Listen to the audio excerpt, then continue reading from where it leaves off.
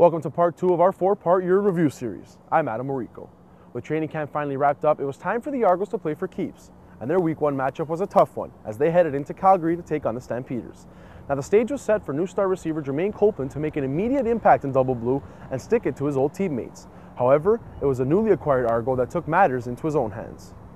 From McMahon Stadium in Calgary, the Stampeders and the Toronto Argonauts. Well, standing on an unfamiliar sideline here in McMahon Stadium, Jermaine Copeland, after 5 years as a Calgary Stampeder, the man who brought him to Toronto, new Argonauts head coach Jim Barker. And let this season begin for the Stampeders and the Toronto Argonauts. Made it to the team meeting at 10 a.m. Trying to get a win tonight for his Argos, and Chad Owens has some running room. Pass Burkdales. Owens, will he go? Chad Owens, look at this. Can he get to the end zone? Yes! Touchdown! What an effort by Chad Owens! Wow! Spectacular. A combination of some blocks, combination of great running and some missed tackles, and Chad Owens has a 90-yard touchdown. The Double Blue would end up falling to the powerhouse Stamps, and the next week they headed into Canada Stadium in Winnipeg, searching for their first win in 2010. It was a back-and-forth affair between the Bombers and Argos until the Flying Hawaiian made another appearance. And he has missed, and Owens is coming out.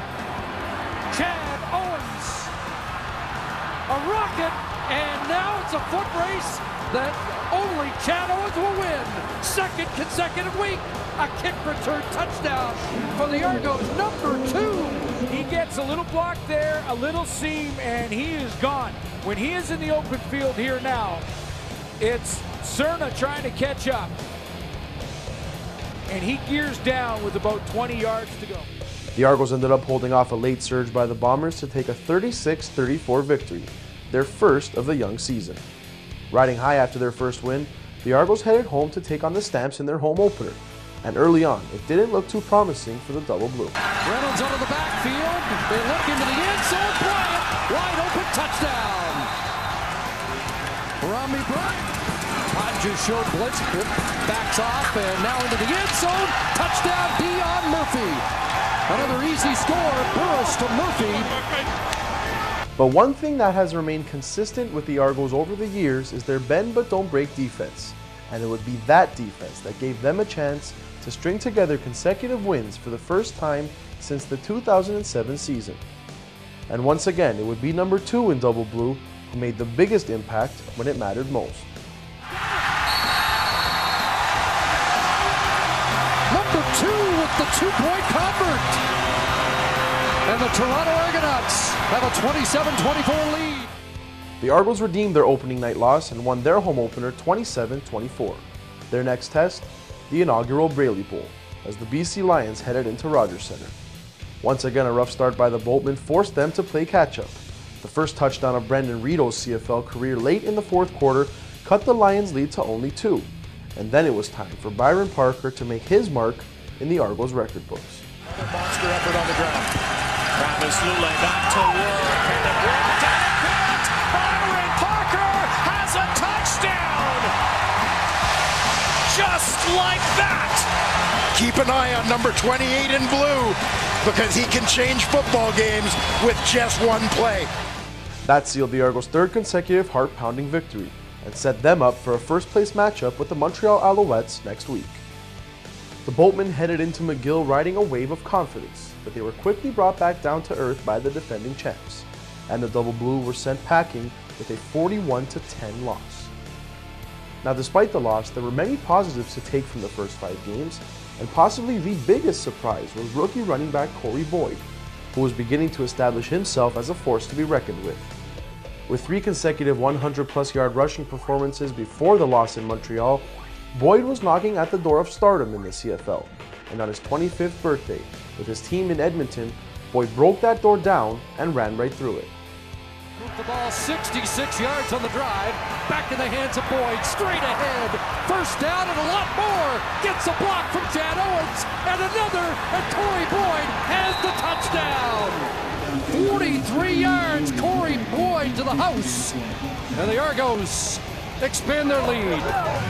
He's great to watch. I mean, he is a true football player, runs downhill. 2nd and 10. Looking to the end zone again.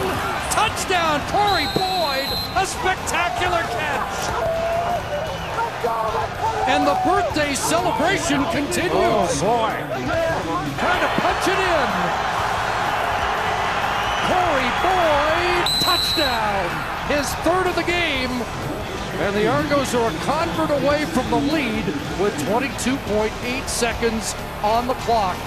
A 29-28 victory by the Argos set them up for a rematch with the defending champs, this time on the turf at Rogers Centre. Retro week continues.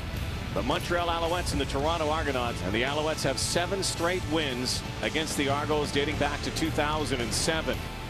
With the odds stacked against them, the Argos put together what many believe was their most well-rounded performance of the entire season. And they did it against the best. Out of the backfield goes Chad Owens, who has some running room. Owens, the flying Hawaiian. Aloha, he takes it down to the end zone. Calvillo dropped it. And picked up, and the Argos have it. Ronald Flemings had one of the easiest scoops of his career.